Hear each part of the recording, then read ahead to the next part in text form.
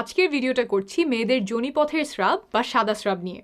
লজ্জার কারণে এই বিষয়ে আমাদের অনেকেরই জানাশোনা অল্প, ফলে দেখা যায় অনেকে অসুস্থ হয়েও বাসায় বসে আছেন, আবার অনেকে সুস্থ কিন্তু তাও স্রাব নিয়ে দুশ্চিন্তা করছেন। আমি একদম হাতে কলমে দেখাবো স্বাভাবিক স্রাব কত প্রকারের হতে পারে, আর তারপর দেখাবো 5 ধরনের স্রাব যেগুলো দেখা দিলে ডাক্তার দেখানো প্রয়োজন। প্রথমে দেখাচ্ছি স্বাভাবিক সাদা স্রাব কেমন দেখায়। একটু ক্যামেরাটা নিয়ে আগায় আসো, কাছে থেকে দেখালে ভালো হবে। Thank you.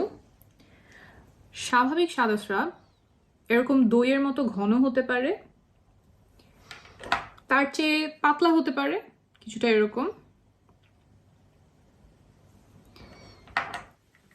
একদম দুধ বা পানির মতো পাতলা হতে পারে, মিশে যাচ্ছে। আবার ডিমের সাদা অংশের মতো কিছুটা জেলির মতো এরকম হতে পারে। এরকম যখন স্রাব যায় তখন দেখতে পারেন যে অনেক সময় স্রাবটা অনেকটুকু টানলেও ভাঙে না, কিছুটা এরকম। তাহলে এখানে দেখলেন যে স্রাব কেমন ঘন হতে পারে। এখন বলি রং কেমন হতে পারে। এইখানে কি কি রং দেখলেন? দুইটা রং দেখেছেন। প্রথম তিনটা ছিল সাদা, আর তারপরেটা ছিল স্বচ্ছ বা কোনো রং নাই, যে ডিমের সাদা অংশের মতো। তো এই সবগুলোই হচ্ছে স্বাভাবিক রঙের স্রাব। এখন বলি দিনে কতটুকু স্রাব যাওয়া স্বাভাবিক। সেটা হলো 2 থেকে 5 মিলিলিটার বা 2 থেকে 5 ml। এর থেকে একটু অল্প বেশি হতে পারে। এটা কতখানি, অন্তর্বাস কতটুকু ভিজে, সেটা আমি এখন স্যানিটারি প্যাডে ভিজিয়ে দেখাই। এটা হচ্ছে 2 ml আর এটা হচ্ছে 5 ml। 2 ml এ হয় এতখানি, আর 5 ml এ হয়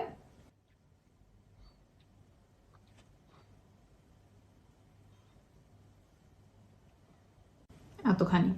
আমি এখানে কমলার জুস দিয়ে দেখিয়েছি যাতে একটু ভালো বোঝা যায়।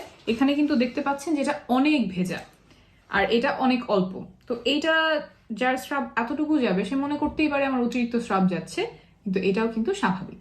অর্থাৎ স্রাব এক একজনের এক এক পরিমাণে যেতে পারে। আপনার জন্য যা স্বাভাবিক আরেকজনের জন্য তা নাও হতে পারে। আবার একই মানুষের মাসে এক এক সময় এক এক পরিমাণ স্রাব যায়। আপনার জন্য যতটুকু স্রাব স্বাভাবিক তার থেকে বেশি যাওয়া শুরু করলে সেটা কোনো রোগের লক্ষণ হতে পারে, তখন একজন চিকিৎসক দেখাবেন। অনেকে আবার প্রশ্ন করেন যে সাদা স্রাব বন্ধ করব কিভাবে। কেউ ভাবেন স্রাব যাওয়ার কারণে তার শরীর দুর্বল লাগছে, স্বাস্থ্য ভেঙে পড়ছে। এগুলো ভুল ধারণা। স্রাব শরীরের কোনো ক্ষতি করে না, বরং শরীরের জন্য উপকারী। স্রাবের 2টা উপকারের কথা বলি। 1, মাসিকের রাস্তা পরিষ্কার রাখতে সাহায্য করে। 2, মাসিকের রাস্তায় ইনফেকশন হওয়া থেকে সুরক্ষা দেয়। সাদা স্রাব বন্ধ করার কোনো প্রয়োজন নাই।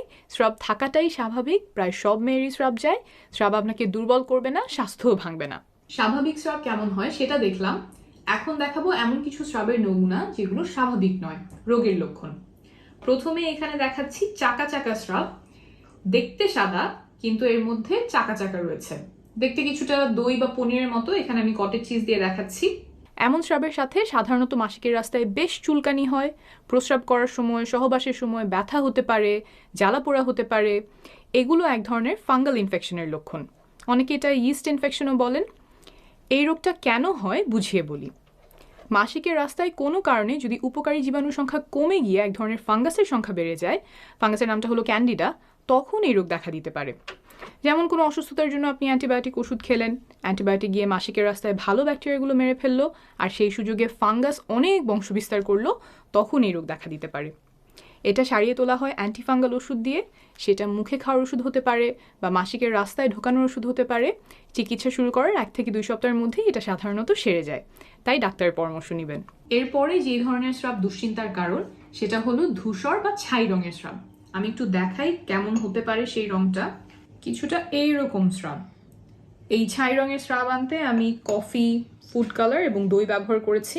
রোগীরা সাধারণত আমাদের কাছে এসে বলে যে স্রাবে খুব দুর্গন্ধ যাচ্ছে, পচা মাছের মতো দুর্গন্ধ হচ্ছে, তবে তাদের সাধারণত ব্যথা থাকে না, চুলকানি থাকে না। এই রোগটা কেন হয়? যোনিপথে যেসব ব্যাকটেরিয়া থাকে তাদের মধ্যে যদি কোনো কারণে অনেক অদল বদল হয়, যোনিপথের স্বাভাবিক পরিবেশ নষ্ট হয়ে যায়, তখন এই রোগ দেখা দিতে পারে। এই রোগের চিকিৎসা হয় অ্যান্টিবায়োটিক ওষুধ দিয়ে। সেটাও মুখে খাওয়ার ট্যাবলেট বা মাসিকের রাস্তায় দেওয়ার ক্রিম বা জেল হতে পারে, তাই ডাক্তার দেখিয়ে নেবেন। আর ভিডিও শেষে যোনিপথ সুস্থ রাখতে যেসব জিনিস পরিহার করার পরামর্শ দিয়েছি সেগুলো মেনে চললে এই রোগটা আবার হওয়ার সম্ভাবনা কমবে। এরপরে যে স্রাবটা শঙ্কার কারণ সেটা হলো সবুজ রঙের স্রাব। আমি একটু প্যাডে ঢেলে দেখাই যে কিরকম হতে পারে। কিছুটা এইরকম সবুজ রঙের স্রাব যেতে পারে। এই সবুজ রংটা আনতে আমি লাইম ইয়োগার্ট, দুধ এবং ফুড কালারের সাহায্য নিয়েছি। এরকম সবুজ রঙের স্রাব গনোরিয়া রোগে দেখা যেতে পারে। এর সাথে রোগীরা অনেকেই বলে যে তলপেটে ব্যথা হচ্ছে, প্রস্রাবের রাস্তায় জ্বালাপোড়া হয় কারো কারো। এই রোগের ব্যাপারে একটু সাবধান, কারণ চিকিৎসা না হলে জরায়ুতে ছড়িয়ে পরবর্তীতে বাচ্চা নিতে সমস্যা তৈরি করতে পারে। কিন্তু সময় মতো অ্যান্টিবায়োটিক ওষুধে এটা একদম সারিয়ে ফেলা যায়। ওষুধ দেওয়ার সপ্তাহখানেকের মধ্যেই আমরা আবার টেস্ট করে দেখি যে রোগটা পুরোপুরি সেরেছে কিনা। এটা একটা যৌনবাহিত রোগ, অর্থাৎ রোগটা সহবাসের মাধ্যমে ছড়ায়, তাই রোগ ধরা পড়লে স্বামীকেও চিকিৎসা করতে হবে, না হলে একজন থেকে আরেকজনে আবার ছড়াতে পারে। আর রোগ সারার আগ পর্যন্ত সহবাস থেকে বিরত থাকবেন। গনোরিয়া রোগে স্রাবের রং সবুজ না হয়ে হলুদও হতে পারে। আমি একটু প্যাডে দেখাচ্ছি। এরকম হলুদ হতে পারে, এর চেয়ে হালকা গাঢ় হতে পারে। ঠিক আছে, এই গেল গনোরিয়া। এরপরে যে স্রাবটা দেখাবো সেটা হচ্ছে সবুজের সাথে হলুদ মেশানো এমন রঙের স্রাব। আমি একটু প্যাডে ভিজিয়ে দেখাই। স্রাবটা দেখতে কিছুটা এরকম। ট্রিকোমোনাসিস নামের একটা রোগে এরকম স্রাব দেখা যায়। স্রাব পাতলা হতে পারে, ঘন হতে পারে, ফেনার মতো হতে পারে। সাথে রোগীরা বলে যে মাসিকের রাস্তায় চুলকানি হচ্ছে, বা প্রস্রাবে ব্যথা হচ্ছে, জ্বালা পোড়া হচ্ছে, বা ঘন ঘন প্রস্রাব হচ্ছে। চিকিৎসা কি? অ্যান্টিবায়োটিক ওষুধ দিয়ে এই রোগ সম্পূর্ণভাবে সারিয়ে তোলা সম্ভব, তাই এমন স্রাব গেলে অবশ্যই একজন ডাক্তারের কাছে যাবেন। এটাও একটা যৌনবাহিত রোগ, অর্থাৎ সহবাসের মাধ্যমে ছড়ায়, তাই রোগ ধরা পড়লে আপনার স্বামীকেও চিকিৎসা করতে হবে, আর সেরে না ওঠা পর্যন্ত সহবাস করা থেকে বিরত থাকবেন। এরপর আসি লাল স্রাবে। এটা একটু ব্যতিক্রম। লাল স্রাব যাওয়া মানে যে শঙ্কার কারণ তা না। মাসিকের শুরুতে একটু লালচে স্রাব যেতে পারে। মাসিকের রক্ত আসা শুরু করেছে, সেটার সাথে স্রাব মিশে এমন রং হয়। মাসিকের শেষের দিকে কালচে স্রাব যেতে পারে। এমন স্রাবগুলোর আগে পরে যদি মাসিক হয়ে যায়, তখন আমরা সাধারণত এগুলোকে স্বাভাবিক ধরে নেই, ডাক্তারের কাছে যাওয়ার প্রয়োজন নাই। 3টা ক্ষেত্রে লাল স্রাব বা রক্ত আসলে চিকিৎসকের কাছে যাওয়া প্রয়োজন। এটা একটু মনোযোগ দিয়ে শুনবেন। 1. মাসিক ছাড়া যদি রক্ত যায় বা লাল স্রাব ভাঙে, স্বাভাবিক কিছু কারণে এমন হতে পারে। আবার জরায়ু মুখের ক্যান্সারের কারণেও হতে পারে, তাই এমন হলে অবশ্যই একজন গাইনোকোলজিস্ট দেখাবেন। 2. সহবাসের পরে যদি রক্তপাত হয়। সহবাসের সময় মাসিকের রাস্তায় আঘাত পেলে কিছুটা রক্তপাত হতে পারে, ইনফেকশনের কারণে এমন হতে পারে। আবার অল্প কিছু ক্ষেত্রে জরায়ু মুখের ক্যান্সার বা যোনিপথের ক্যান্সারের কারণেও হতে পারে, তাই এই ক্ষেত্রেও একজন গাইনোকোলজিস্ট দেখিয়ে নেওয়া শ্রেয়। 3. মাসিক বন্ধ হয়ে যাওয়ার পরে। সাধারণত যাদের বয়স 45-এর উপরে এবং 1 বছর ধরে মাসিক হয় না, তাদের মেনোপজ হয়ে গেছে বলেই আমরা ধরে নিই। এর পরে, অর্থাৎ মেনোপজের পরে বা মাসিক বন্ধ হয়ে যাওয়ার পরে কোনো ধরনের রক্ত যাওয়া, যদি সেটা একবারের জন্য হয়, খুব সামান্য পরিমাণেও হয়, রক্তের মতো দেখতে নাও হয়, গোলাপি হয়, কালচে হয় বা বাদামি হয়, তাও চিকিৎসকের কাছে যাবেন, কারণ এটা জরায়ু ক্যান্সারের লক্ষণ হতে পারে।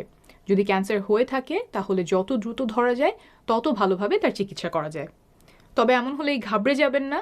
ক্যান্সার ছাড়াও আরও অন্যান্য অনেক কারণে এমন হতে পারে, যেমন জরায়ু মুখের পলিপ, কিন্তু এটা হেলাফেলা না করে একজন গাইনোকোলজিস্টের শরণাপন্ন হবেন। যারা এই ভিডিওটা দেখছেন, সম্ভব হলে আপনার চেনা জানা বয়স্ক মহিলাদেরকে আজকে এই একটা তথ্য দয়া করে জানাবেন, কারণ মাসিকের রাস্তা দিয়ে রক্তপাত হলেও অনেকে হয়তো লজ্জার কারণে বলবেন না, বা এটা যে ঝুঁকিপূর্ণ তা না জানার কারণে এড়িয়ে যাবেন। এখন বলবো যোনিপথ সুস্থ রাখার টিপস। 1.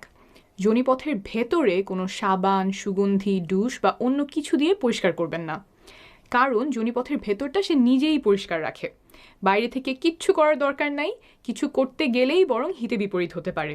একটু আগে যে রোগগুলোর কথা বলেছিলাম, ফাঙ্গাল ইনফেকশন, ব্যাকটেরিয়াল ভ্যাজিনোসিস, এগুলো দেখা দিতে পারে, তাই ভেতরে একদমই কিছু করতে যাবেন না। 2. যোনিপথের বাইরের জায়গাটুকু পানি আর সাবান দিয়ে পরিষ্কার করবেন। সাধারণ একটা সাবান ব্যবহার করবেন, সুগন্ধিযুক্ত সাবান ব্যবহার করবেন না। ধোয়ার পরে ভালো করে জায়গাটা শুকিয়ে নেবেন। 3. সুতি কাপড়ের অন্তর্বাস পরবেন। 4. খুব টাইট অন্তর্বাস বা পায়জামা পরবেন না। 5. ডাক্তারের পরামর্শ ছাড়া কোনো প্রকার অ্যান্টিবায়োটিক ওষুধ খাবেন না।